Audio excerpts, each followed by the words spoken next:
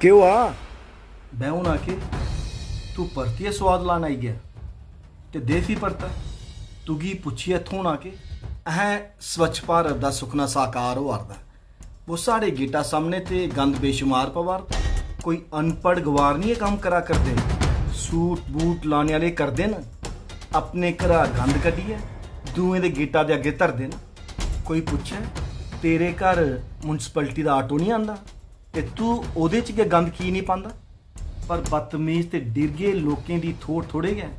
उनेंगी स्वच्छ भारत दी लोड़ थोड़े गै अहें अपना घर साफ किया ते कम हो गया दूएं दे गेटा बाहर गंद सुट्टिया ते बेशरम हो गया भावें गेटा बाहर जो मर्जी लिखी बोर्ड लाओ उनेंगी फगड़ी फगड़ी समझाओ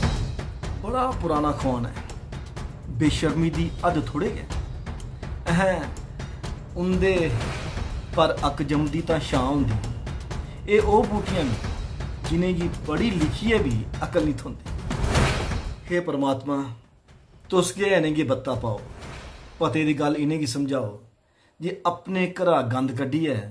दूएं दे गेटा बाहर ढेर नहीं लाओ।